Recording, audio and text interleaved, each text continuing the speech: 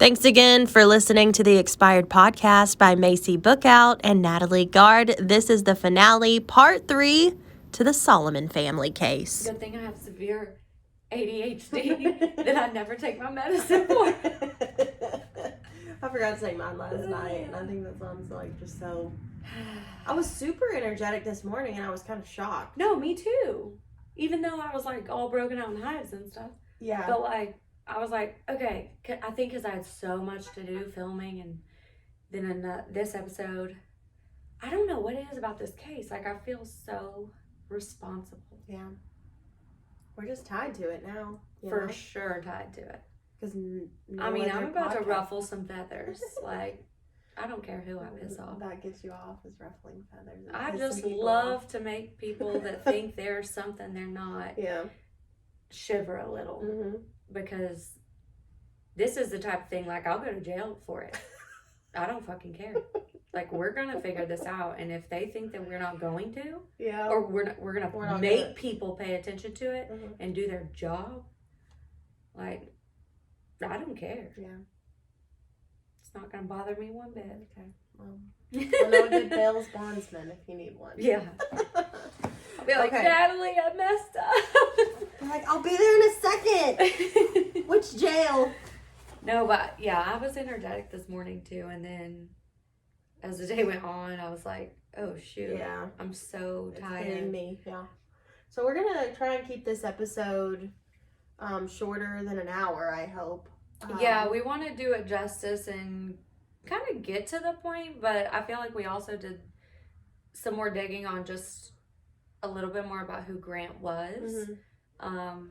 So we feel a little better about entering this episode. Mm-hmm. And obviously trying to get the job done, but we most definitely want to celebrate him and be as respectful as possible to the family and close friends and stuff. But I feel like now that we know more about Grant, I feel better about it. Okay. Well, do you? Yeah, I feel like I've known. Yeah, I feel like I know him. Yeah. You know? So I don't know. Yeah. He just seems like such a good kid. I had a friend who passed away a few years ago that was really young, and she was just like, she was such a special person. You know, just like the one in a lifetime kind of, there's only one of her and you probably won't meet another one. Mm-hmm. And I always say, like, I really truly feel like when people die young, it's because you can't be blessed with that greatness for all the time, right? Because then you don't appreciate it when it does come into your life. Mm-hmm. You know. Yeah. And that's how I feel. I get that vibe from him, like his energy and how people talk about him and stuff. I just get that. You said people come into your life at special times for special reasons, and when they're gone, you have like a whole new appreciation. Yes. And it's almost like you kind of start to live by, like, what would they do? Mm-hmm. How would they act? Yeah. How would they react? Mm-hmm. You know, how would they handle this? How would they treat someone? And I feel like that's so powerful. Yeah. For young people that don't really carry themselves like that. Yeah. But it's just the way, who they are. Special it's people. Contagious. Yeah. It's really cool. It is really cool. And we're talking with Angie about Grant and about Gracie, and just like her energy is it's hard to tell someone's energy from just their voice, like you said, but you can feel it. Yeah, the aura that you get, and like you can hear the joy, and like you can hear the smile on her face when she talks about him and is like being goofy and like, I don't know, you just feel it just through her voice. And like that too, like that's how strong his spirit and energy is. Like, it's crazy. I know. Okay, let's get into the day that Grant passes away. This is in 2020, so we're gonna kind of really jump off from there, but we're gonna back up just a little bit to kind of reiterate things that have happened, you know, in Aaron and Angie's timeline, Grant and Gracie's timeline, just to hone in more on Grant. So we know that Grant in 2013 stops his dad, allegedly, from strangling his mom. Yes. Walks in on it. This is when it's alleged that from Erin that she was attempting to commit suicide. Angie, Grant, and Gracie have a different account of the events, and it's alleged that he was attempting to strangle her. She goes to the hospital. This is when he files for divorce, gets a temporary order, and then has full custody of the kids. Right. So that's in 2013. Between 2013 and 2018, this is all when, the custody battle is happening. He's really abusive in, controlling them. Yeah, very controlling, very manipulative. Gaslighting. Oh, the gaslighting. To a whole nother level. And a point I want to make about, let's go over the controlling tendencies and the abuse, and then I have a point to make about that. So, he was very controlling of their diet, like we said in the last episode, or episode 1. He would only let them eat vegetables and meats and water, no sugar, carbs. No vegetables, no carbs. No fruit. Yeah, no fruit, no carbs, no Coke or soda. Yeah. Nothing that kids love. Yeah, and should be treated to. Mm-hmm. I get if you're healthy lifestyle, but every once in a while. If you go to a carnival, you need kettle corn and cotton candy. Yeah. What do you mean? A funnel cake. Yeah. Yeah, there was none of that. He would also restrict their phones. He would lock his bedroom door and lock his bathroom door and keep their phones in the bathroom. Locked. Weird. He would restrict them from... I wonder if that's because of the cameras and video. They could video or record. I just that's thought your of opinion. That. Yeah, that's my opinion. Because I'm thinking, why would I lock... Yeah, why would you lock your kid's phone in the bathroom? If someone wanted to lock my phone away... Why would they want that? Yeah, even in my professional career, there are times when we have to give our phone up for while we're filming something specific, and it's simply so that things don't get out. Right. That's valid. I didn't even think about that. It just smacked me in the face. Yeah. He would limit their time with friends. Especially Grant, I think too. With his friends, hanging out with his friends, his girlfriend. Would throw, if she wrote him a note or a love letter, he would throw them away. Yeah. And he was being recruited by colleges all the time. I mean, he's 18 at the time, or at the time of his passing, and he's throwing away college letters, throwing away. Yeah, literally colleges that are sending offers to him in the mail, and he's not even telling him about them and throwing. That's also illegal, by the way. Is it? Even if it's a minor child, it is their property. Yeah. It's illegal to open people's mail. Yep. Even a minor child. Really? You're supposed to open it with them. Yeah. Yep. If it's only addressed to them. Yeah. Right. Most of the time people will address it to them and then put a parent name underneath. Right. But they have to know about it. Yeah. So Grant obviously was, playing baseball at the time, and his dad was at every practice, every little thing that had to do with his kids, he seemed to be at, and not in a supportive way. No, it's more almost I'm gonna be here, intimidation, a boot camp too. Yeah. Signing him up for don't get me wrong, my kids are crazy in sports and we do a lot of stuff, but at the same time, if they're I just feel chilling at the house and having dinner and watching TV and playing a board game, then that's what we're gonna do. Even Bentley. So for him to just sign him up for all this stuff and force him to go and make him go to these crazy workouts multiple times a day, while also allegedly not feeding him properly. It's just that's too much. It's not healthy. Yeah, there was so much verbal abuse. There was so much. He would call him fat. Yeah. Who does that? I don't know. Sickos. Seriously. At one point, while all this is going on, he and mom are reunited and are getting that 2 hours a week custody, and then, you know, it moves up to more and more time. And one time when he was being dropped off with mom, he literally did not want to go with his dad so badly that he tried to jump out of a moving vehicle that his father was driving. To run back to his mom's car. Mm-hmm. And during that, Aaron obviously is driving, Grant's in the front seat. He grabs his wrist. Yeah, to like restrain him. Yes, to keep him in. And it like he was never seen by a doctor, but he would have trouble with that wrist ever since that happened. Yeah, multiple people close to him recalled seeing him kind of just nurturing and favoring that wrist.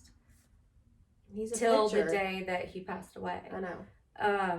And then the other thing, like, he controlled their bathroom breaks. Yeah, like how much time they could spend in the bathroom, whether it be getting ready or just using the restroom. That's weird. Shower time. I mean, he was obsessed with giving Gracie a shower, so I could see where his control over how much time Grant spent in the bathroom. Yeah. I know we touched on this in a previous episode too, but just in case people miss it, like, he also had the doors, the locks on their bedroom doors at his house. Allegedly, Grant's lock was on the outside of the doorknob, so as if like you could lock someone in or lock something in a place, but they could not get out, or it could not get out, whereas allegedly Gracie's door lock for her bedroom was on the inside. So someone could not get in. So Grant couldn't get out, and anyone who was locked in Gracie's room couldn't get in. Yeah.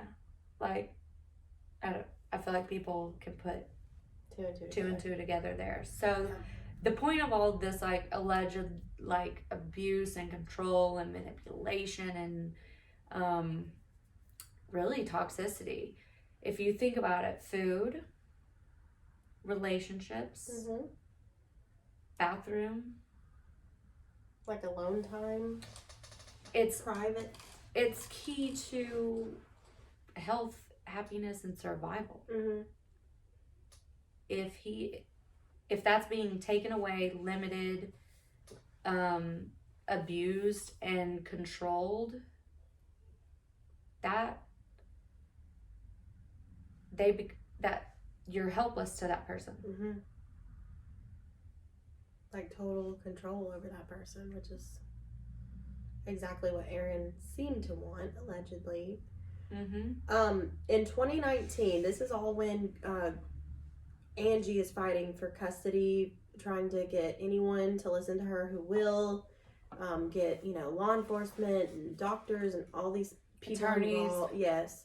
And she finally gets her custody back. And she is allowed to have Gracie and Grant with her all the time. That was from the petition of emergency petition for dependent neglect. Right. Which gave her full custody, albeit temporary, of Grant and Gracie at that point. And they were safe and away from their father. And back together. Yeah, back together. Yeah. So that's in 2020 or 2019. In 2020, this is when COVID hits. Grant's about to turn 18, graduate from high school. This was a crazy year for everyone. For everyone. And he actually gets COVID. He gets COVID about a month before his death, and he also has asthma or is this diagnosed with asthma.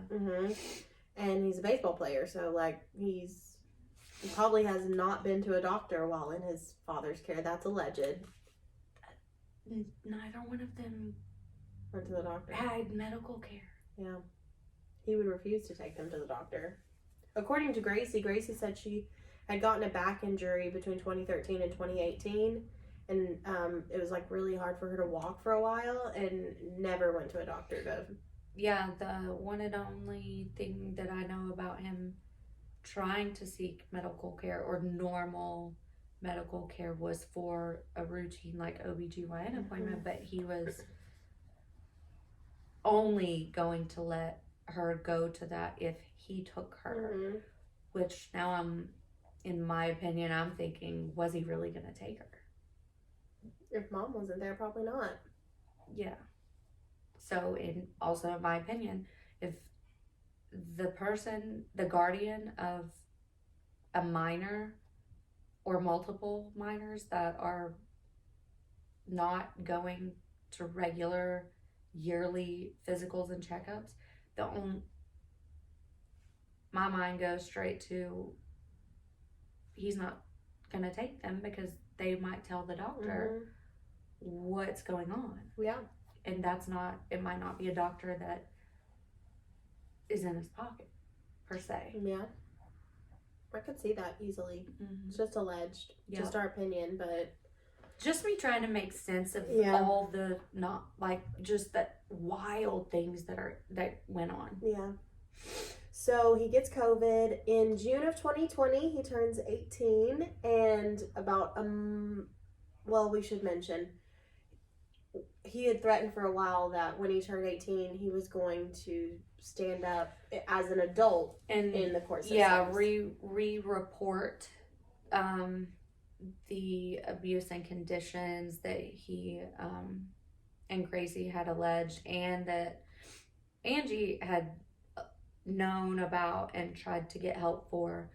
But basically, once he was an adult, it would be him and not have like everything Angie had already gone through and all that. It was like fresh slate, and I'm an adult, so they're gonna take me more seriously. Now I can have control. He can't control the narrative. I can have the control over myself and my sister. Yeah.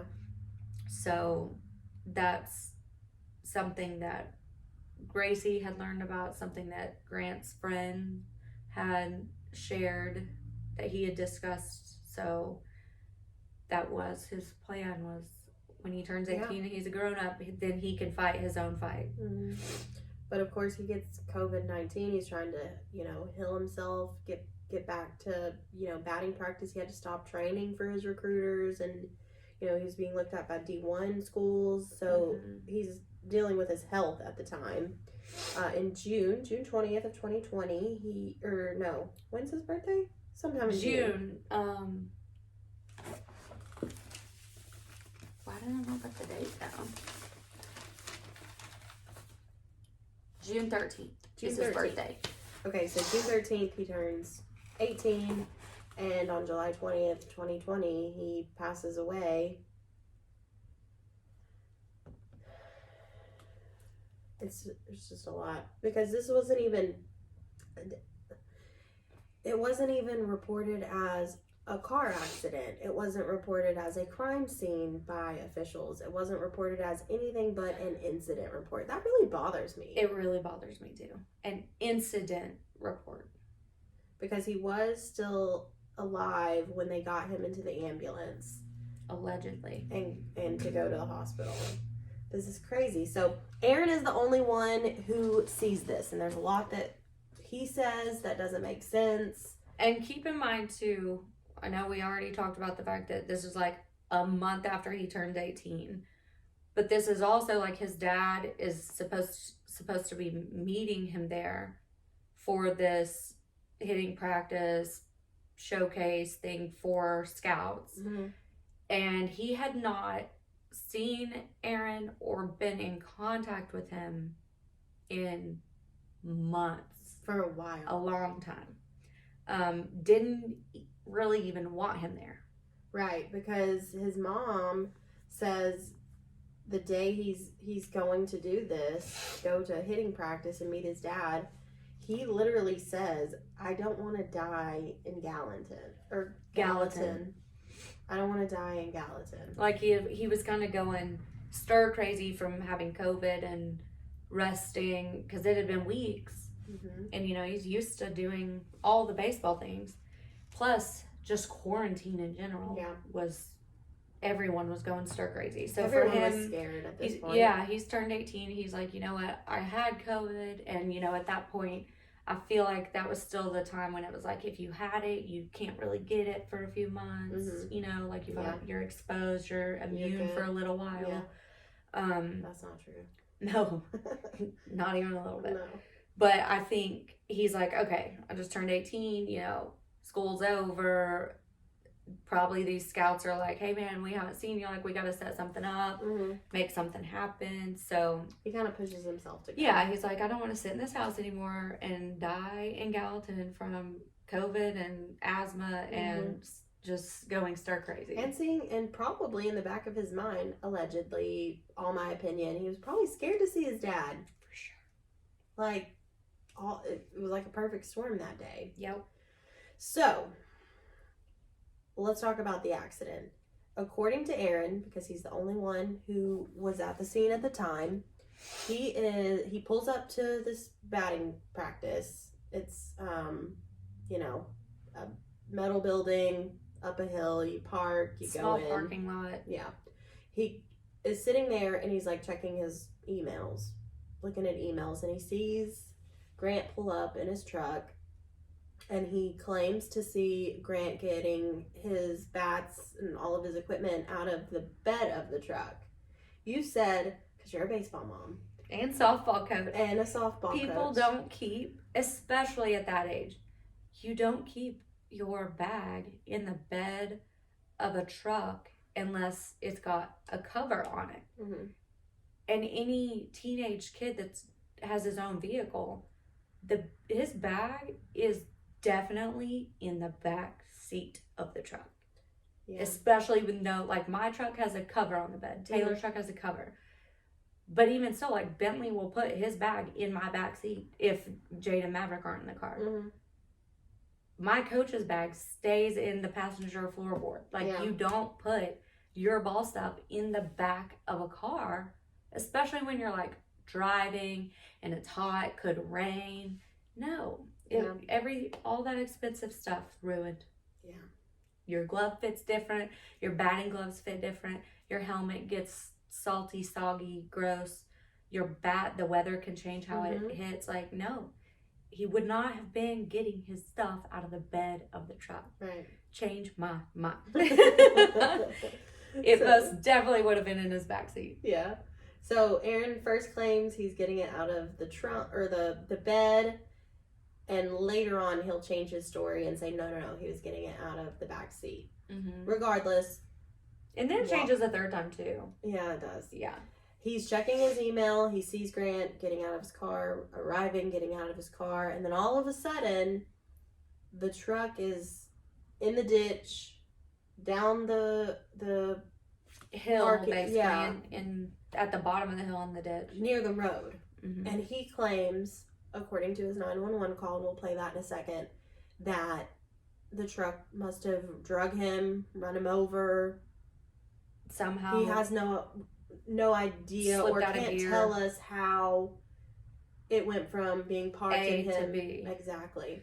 And I want to mention this because if you are getting stuff out of the back of your truck and the door is here and it slips out of gear, rare, but if that happened, you would fall back. Mm-hmm. Your head then would be towards the road, right, and your feet would be near the front of the truck. Yep. Grant's body, maybe even under the front wheel or tire. Maybe. Yeah. Grant's body, however, did a 180, apparently. And his head ended up between the two front tires and his body, like with the body of the truck. His feet facing the road. How in the world? And he wasn't a small kid. He was 6'4". Right. Like that's... I don't know how that happened. In the incident report... And if it slipped out of gear also, it's not going to go to reverse. It's going to go to like straight neutral mode. Yeah. Because it's not going to click into reverse drive. Now it's going to go to neutral. Yeah. So it's just rolling. It's not like it's beating. Right. It's not like there's power. Mm-hmm. So again, like his body is not going. Mm-hmm. I mean, I'm no, investigator and can't, but just in my mind, like common sense. Yeah. He's 6'4". It's not like he's driving an F-350. Mm-hmm. Doesn't make sense. It doesn't make sense. And it just continues to not make sense because Grant's autopsy report shows that the only injuries he had was blunt force trauma to the back of the head, and he had 3 bruises. That caused a brain bleed. Right. It caused a brain bleed, and it caused a heart attack, and ultimately cardiac arrest. Yeah. That was the cause of death, if you want to call it that. He has a couple of bruises, but if a car drug you, you're going to have scrapes. There's going to be blood on the pavement. Road rash. There's going to be more than just you're going to have gravel in your body. Dirt. Like in road rash. Like it's going to be gnarly. Your shoes are going to be knocked off. You're going to have tread marks on you. Yeah. All the things. And he had tar. A few bruises. Like he had a bruise to his jaw, his ribs, and his hip, I think. And then the huge bash to the back of his head. 7 South Water Street. It's off 109. Please hurry. You said 57? Please hurry. Okay, what's going on? 1357. My son's truck backed over him, and it's rolled over him and dragged him into the ditch, and it's on top of him. He's trapped under the truck, and somehow it drug him underneath it. Yes, my son is under it. I'm trying to call 911. Okay, what's your name? Oh my God. My name is Aaron Solomon. And you said oh you're my God. at 1357 South Water Avenue, right? Yes. How old yes. is the male? He's 18. He just turned 18 a couple weeks, about a month ago. It's my son. Oh my God. Oh my God, this is not good. Is he awake and please talking hurry. to you? I don't think so. He's not alert, right? No, he's out. And he's trapped. I got 3 guys here, and he's trapped under the truck. Okay. Oh my God.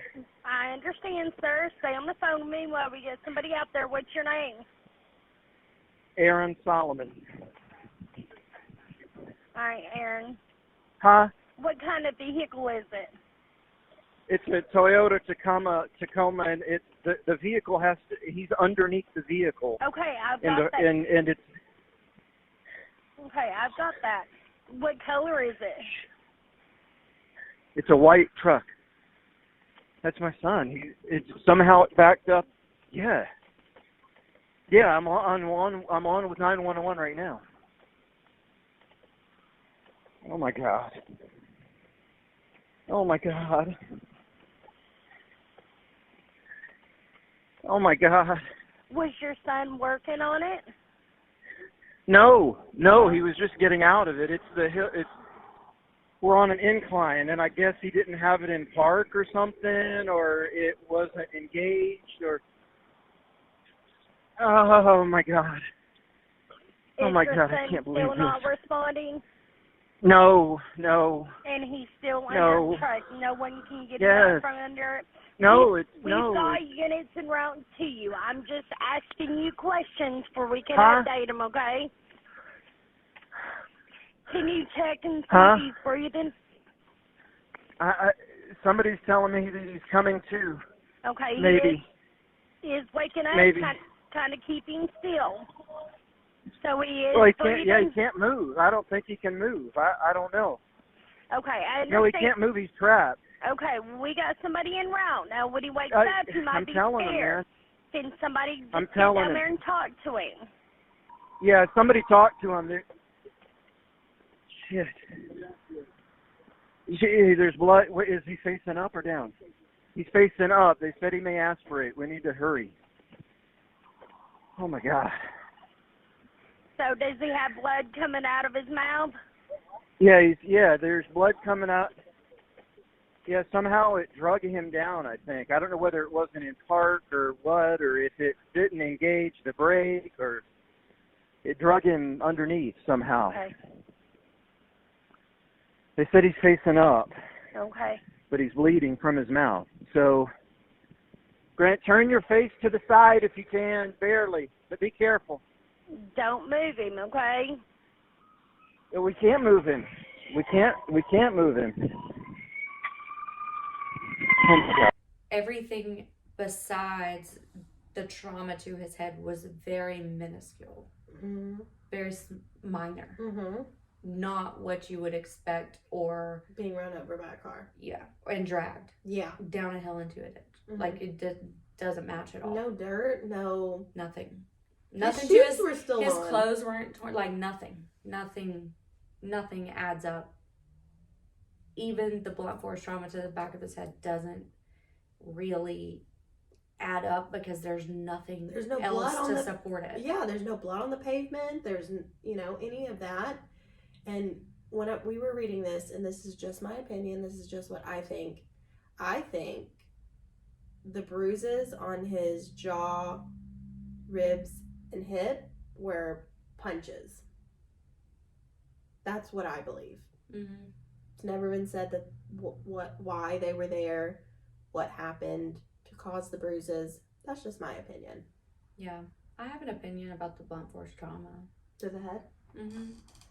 We live in Tennessee, where it's in February, and we have mosquitoes. Just from opening the door for like 30 seconds to walk inside. Because it's hot and cold and... Okay. Yeah, there's this thing called a baseball bat. Uh-huh. If you swing it and hit something with it, can cause lots of damage. Mm-hmm. Because they didn't take... This was an incident report, so they released the vehicle back into Dad's custody with all the equipment. Left his phone in the ditch. His hat was somewhere. Wallet. Nothing. Left it all there. Nothing was done. Nope. It's just crazy. And of course, because Aaron's there, he's able to kind of control the narrative when it comes to the doctors or any kind of medical treatment, investigation, anything exactly. Like that. Also, the 911 call, the white box truck. Yeah, he claimed that he's on the phone. He's claiming there are 3 guys down there trying to see if he's okay. I can't They're go trying down to there. help get the truck off of him. But at the end of the call... You never hear these guys. No. You just hear him yelling and talking. But, you don't hear anything at all. And they were just in a plain white box truck. 3 guys randomly stopped and then he's talking to them or, yelling at them. And then he's talking to the 911 operator, and as he's yelling something to them, you can hear the sirens of first responders literally pulling up on the scene. And he's still talking to these people that he claims are trying to help. And the 911 operator says, okay, I can hear that I can hear them, they've arrived on the scene, I'm gonna let you go now. And he's like, okay, bye. No first responder, police officer, EMT, firefighter, no one saw any other person or any other vehicle ever. Other than Aaron and his vehicle. Yeah, but according to the 911 call, those 3 guys would have still been there helping because he was yelling at them, and you can hear the sirens pulling up right next to him on the phone. Yeah. So they would have seen them. Yeah. Or they would have seen the white box truck. And interviewed them. Yeah. And talked to them what's going on, Yeah. That never happened. No. No one ever saw the 3 guys that were trying to help and or the white box truck ever. Yeah. Yeah. So there's that. Then again, the incident report. Left his phone, left his hat, left his wallet, just and in his the phone, ditch. his phone was found because a lot of us have on my iPhone. On my iPhone on for your friends, your parents. I Mm-hmm. My friends have my location all the time. They know where I'm at, just in case. Didn't his friends find it? Yeah, his friends saw that his phone was active, and so he went there and found it. In the ditch. That is just insane to me. I just don't.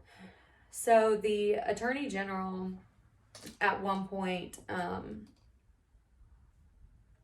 as this happened, and very soon afterwards, puts out some sort of statement that basically is saying there was no investigation and there won't be an investigation because there was not any evidence to show that this was anything but an incident. But later. But in 2021, he refers to the area, like the ditch in the parking lot, as a crime scene. How's it a crime scene? There's not evidence that a crime was committed. I'd like to know, Attorney General. Yeah. Tell me how that makes sense. I know. There's so many public officials that are like kind of surrounding this case because it is near Nashville, near the Capitol. Very wealthy area. Very wealthy area, community. Private school, huge church campus. And we've kind of mentioned before that one of the major judges in this case is Deanna Johnson. She goes to church at Grace Academy. She was also the judge that kind of went through all the proceedings when it comes to Angie and Aaron. And she's also the one who said they couldn't you file can't come anything back for 6 years, 72 months. Yep. Now, Deanna Johnson's, the judge in this case's husband, is Senator Jack Johnson. And Senator is trying to currently pass a bill that says unless a death is ruled something besides an accident or natural cause, you are not able to reopen the case or have an investigation. Exactly. We don't even have to say anything. Right. Like make your own opinion, and they all go to church. Yeah, but the laws that are being passed in Tennessee right now don't make any damn sense all over the board. They don't. And if you're in Chattanooga, there's a march tonight, Wednesday night. Yes. That is happening at Miller Park. This is wear your colors. Yes. I love Pride. Oh my gosh. I was in the Pride parade last year with the radio station. So great. So much fun. I want to be a drag queen when I get older. Well, it's illegal in Tennessee, about to be, because God forbid people have a good time. I know.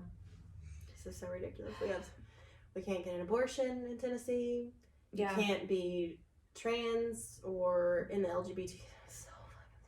Right. It's like, dear God. Mind your business. Yeah. Worry about yourself. How about worry about our kids in school? Yeah. How about worry about their safety and their education? Maybe about that. That would be great. Jesus. And, preventing abuse from furthering and, investigating crimes that don't make sense. Yeah. Also, because there's not enough evidence, and so it's not no investigation, but then it's a crime scene. And then there's the bill that he's trying to pass through. All the while, we said the truck went back into the custody and ownership of Aaron immediately, basically. He auctions it off. He claims that it is totally destroyed. Yeah, that it's just totaled. Totaled, and it's worthless, so you can auction those off. My dad owns an auto body shop, and so people can auction their vehicles off to parts places or junkyards that try to actually get things that are still usable and working condition. Fix it and resell it. Right. Or just sell the parts. Yeah. Because it's cheaper. People can buy those parts cheaper than going to a factory. Right. You know what I mean? Yeah. So the only damage on his truck though was there was some damage to the back bumper. There was a picture of the auction site or whatever that held the selling of the truck, and it looked pristine. Yeah. But apparently it was in such rough shape that he just had to get rid of it, or I don't know. I feel like someone would do, like, completely not connected to this case, but I feel like someone would do that if they didn't want it to be investigated. Yeah. If you don't want something done, you sell that. Get rid of it out of your possession ASAP. Exactly. So that's exactly what he did. And luckily, Angie was able to track it down, purchase it, get it for forensic analysis. Investigation, yeah. And she makes a good point. Like, wouldn't the first thing you do if your child was hit by a vehicle that slipped out of gear is go check the computer, go check the black box on this? To me, someone cannot tell me that my child was killed in this horrific accident. I don't care what kind of accident. I don't care. You're gonna investigate it. How it was, if they drowned, anything. I want to know. Mm-hmm. Exactly what happened. Not necessarily because I'm just thinking, oh, it couldn't have been an accident, but because I'm not going to be able to make peace with it until I understand exactly how this happened. Unless you already know exactly what had happened. Right, because he didn't seem to care about figuring it out either. According to the 911 call, you can make your own opinions on that, but... So the black box, pure, straight up evidence. It provides that the truck, in fact, did not slip out of gear.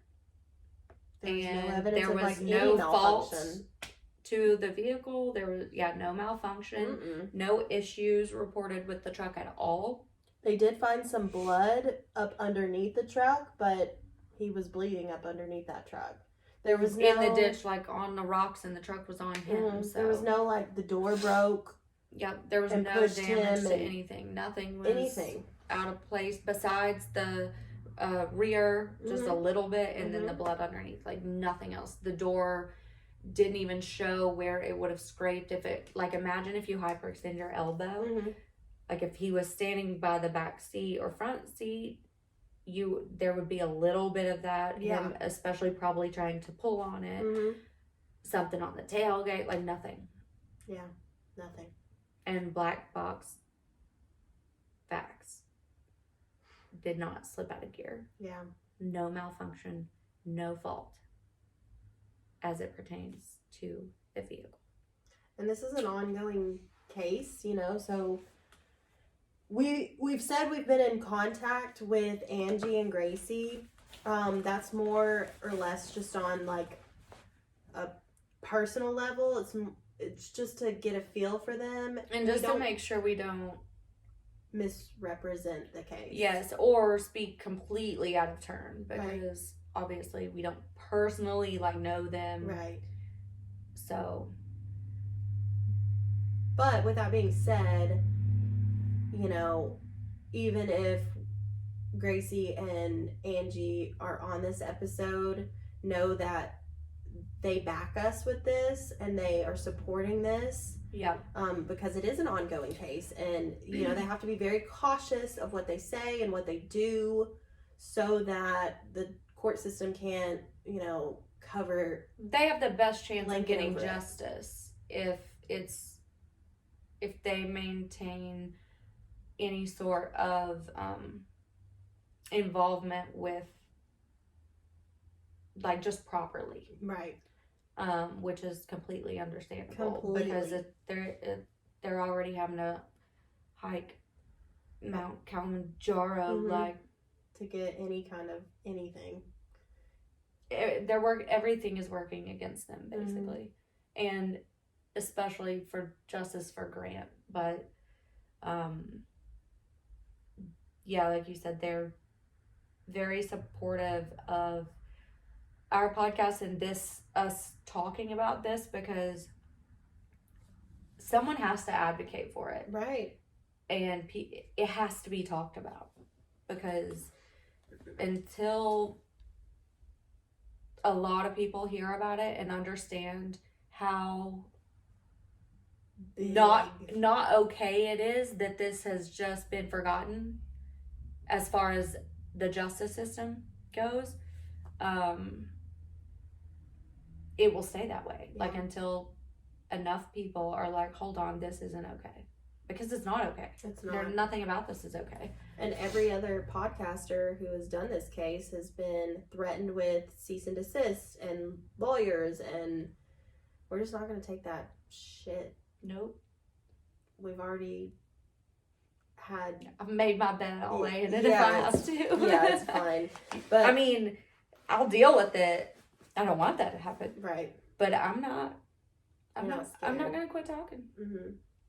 Because this is an ongoing case, and so, you know, court dates are coming up and different things are going to be happening and hopefully changing. Hopefully investigations will be open. I mean, even is to say that it could be 100% an accident.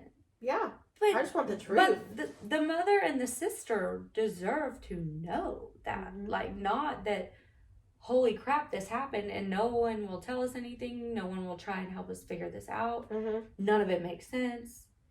Everyone's against us trying to figure this out. Like, that's not okay. That's not how the United States justice system is supposed to work. Yeah. Because if you can't get justice for a living victim, it immediately moves to justice for the family and the loved ones. Like, the people that are still living and going through this. We can't even get justice for the dead person involved.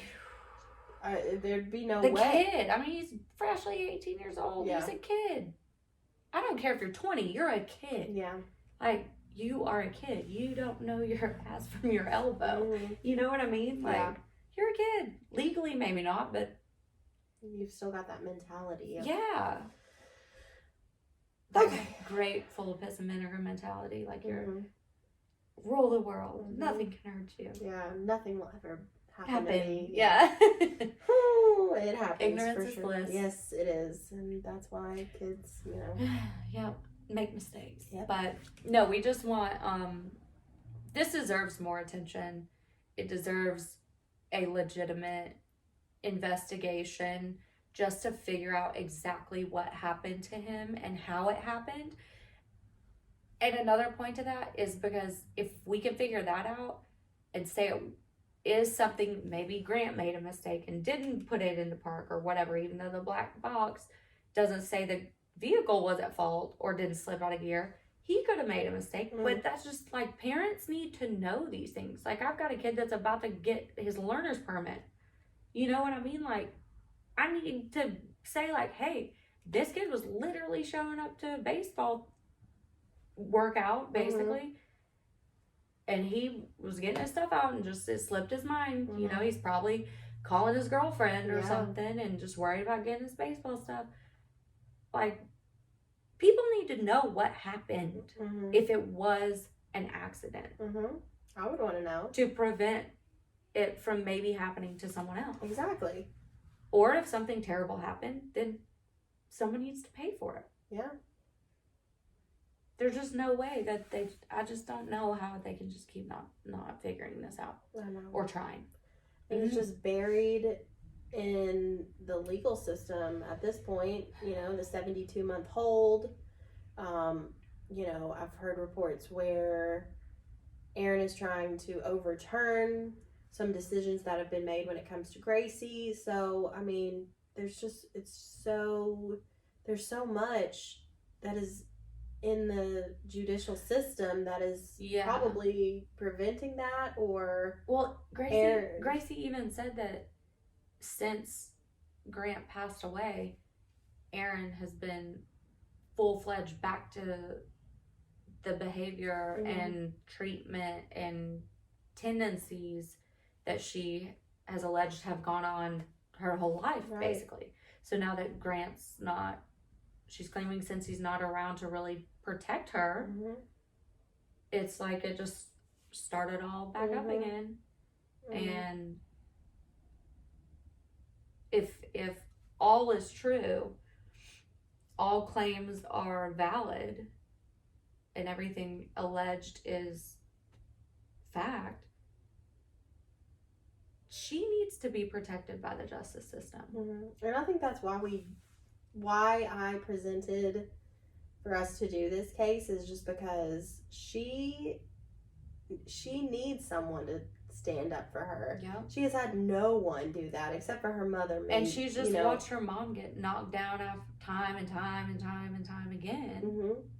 She probably has no faith in the justice system. Zero. I wouldn't. Have very little. Yeah. So, I mean, this young girl has been constantly... And she's such a bright girl, too. She's so smart. She's on her track team. Bubbly. She, She's kind of fierce. She is fierce. She's got balls on her. Yeah, I wouldn't mess with her, I don't think. No. She will stand up for people. She's, petite like me, and I feel like I have, little woman syndrome. I dare somebody to poke me. Don't poke the sleeping bear. Mm-hmm. Don't do it. Mm-hmm. But she's got that spunk. Yeah. Don't light that firecracker. Yeah. It's coming right towards you. Yeah. But she's really smart. Mm-hmm. Really good athlete. Yeah, really dedicated. She she's trying to separate herself from what happened to her versus who she is. Yeah. It's what happened to her, not who she is. Exactly. Yep. And I think that's a lot of victims. You don't want to be remembered. It's also very wise. It is. For her age. She's still in school. A growing teenager. That's a prime time of life. So the fact that she can think about it that way, it's a healthy way to think about it. Yes, this happened to me and I'm not trying to forget it or brush it under the rug. I'm still healing, going to therapy, but it's not who I am. Yeah. And it will never be who I am. Exactly. That's so cool. Yeah, so good cool. for freaking her. Mm-hmm. I look up to her and she's 10 years old. But also her, knowing her mom too, I'm I know. No wonder, because she's full of energy and spirit and spunkiness too. Yeah. She has. Yeah. See, and the way that, one thing I will say, because I know they'll probably watch this, hearing Angie speak about faith and how they've really used it and channeled it and followed it versus how other people in this story and establishments in this story, in my opinion, are the reason that Christianity and sometimes any religion at all or any faith at all have such a bad rap because people hide under it and misconstrue it, misconceptualize it for evil and for power, for greed, all those things. The fact that they could still have faith and even in such questionable times. I would have lost it. I would have lost it. Would faith be so anything. difficult. It would be. And they're still holding strong and, talk about. And they've used it to get through. Yeah. In a healthy way. Not in an, I'm going to ignore this and I'm going to ignore how I feel and I'm going to ignore. It's not like they're we never questioned the God we believe in.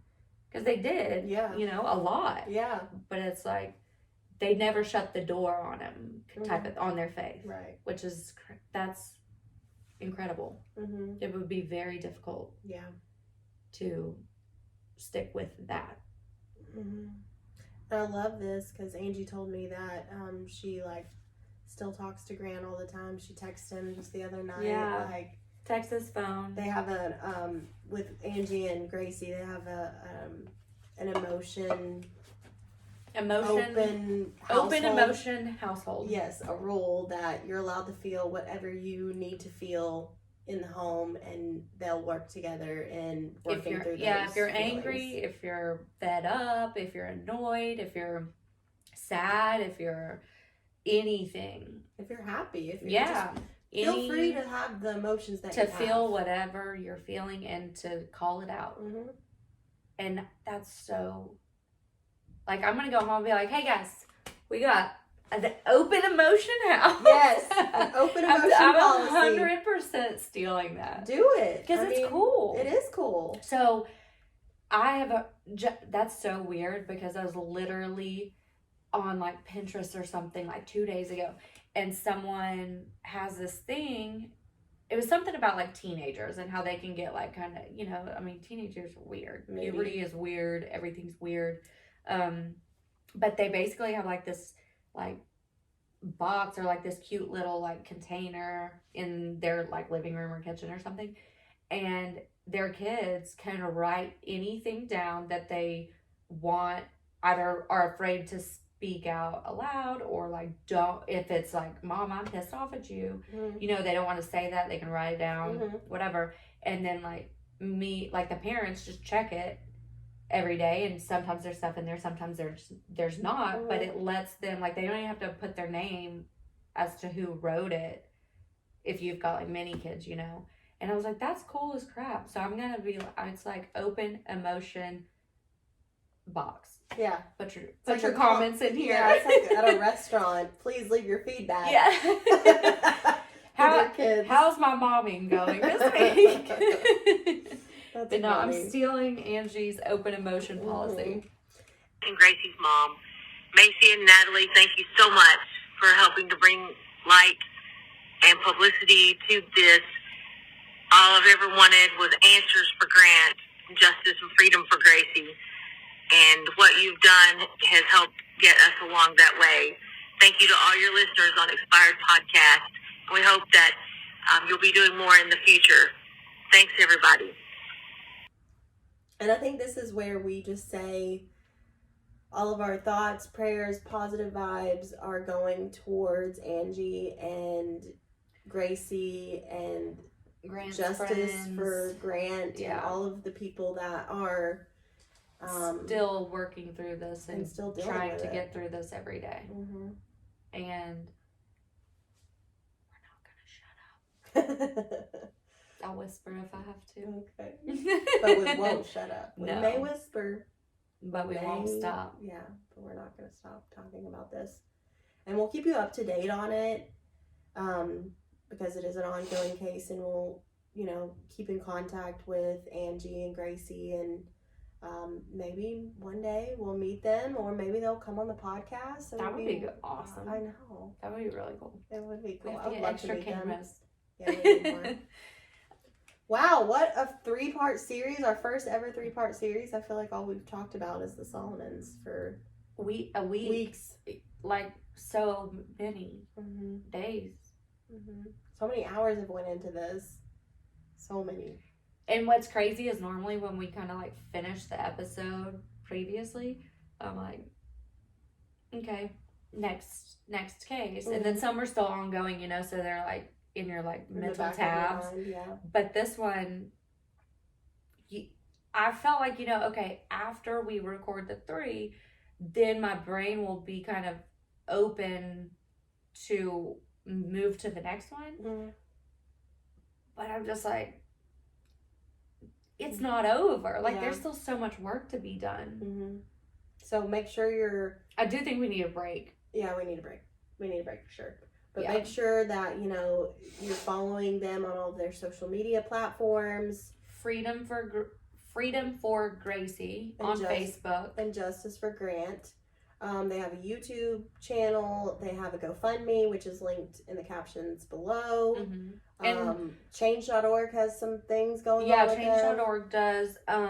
Correct me if I'm wrong, but they don't necessarily run any of the pages, but are in close contact and close relationships with the people that do run these pages for them. I just know that she knows them, but she has nothing. She doesn't have access to the page. Right. She's not able to post anything. She's not Yes. able to tell them, please post this or please don't. Like, she's, Right. But she does support. They support the pages that are public and that have the traffic because they're well run. Right. Yeah, we're again, same goes for us. We're just trying to get the word out and keep people talking about it until we can get justice and hopefully not do it wrong. I feel like we do a good job. You are way thorough. Like, I'm like bullet points and I'll forget the tiny details, but you're very detail That's oriented. ADHD. Type A. Oh So my gosh. Yeah, you are Type type A. A for sure. So keep them in your thoughts and prayers, and Keep following along, share this. Maybe Grant will sprinkle some stardust on everybody. Yeah. And if you do happen to have any information or know anything at all, even rumor, hearsay, thoughts, even if maybe you've experienced something like this, like if you're thinking like, hold on, I was thinking this, like we want to hear about it in the comments. Any feedback as far as just our podcasting goes, don't be an asshole. But we love constructive criticism. We do actually take it into account and really try to do our best for you guys. Thanks for bearing with us for these 3 days. It's been a lot. It's been a lot, but there's, a lot to go over with this, and it deserves that, it deserves 3 days. It deserves more than that. Yeah. But yeah, it does. Thank you for following along. Thank you for following us on YouTube and subscribing to our YouTube channel. We do release the episodes weekly early on YouTube. It's just easier because I'm the one who does it. We're a two all the exporting zero budget crew, right? Yeah, exactly. It's just us two. So it will be released early on YouTube. So if you subscribe to our YouTube channel, you'll be able to get early access to the podcast, and then later on Mondays, it will be on all podcast platforms, because some people like to watch, some people like to just listen.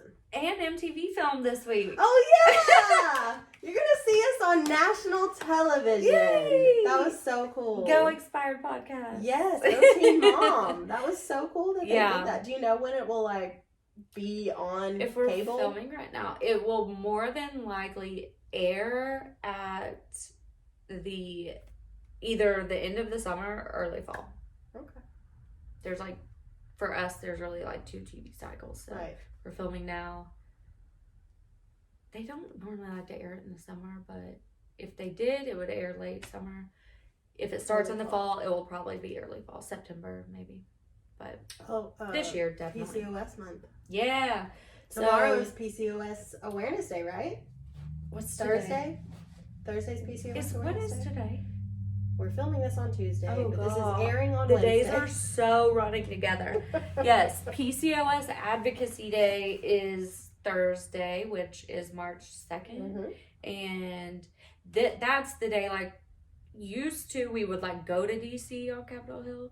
Now it's mainly virtual because of COVID and stuff and regulations, but we meet with our state leaders and representatives and public officials, and that's the day that we try to get more funding and research, and also try to get it nationally recognized for September to be PCOS Awareness Month. And then there's another one for September 1st to be nationally recognized as World PCOS Day. So the most important day of PCOS community life is in 2 days. Yeah. So, and I don't know how I'm gonna make it. You're gonna make it. Let's go home. You get find a way, rest. and not have to film again all day. Oh. And coach softball. Yeah, get a first ever wrestling. Female coach. I know. All right, so we're busy. We're gonna go. Thank you for listening to the Expired Podcast. Bye.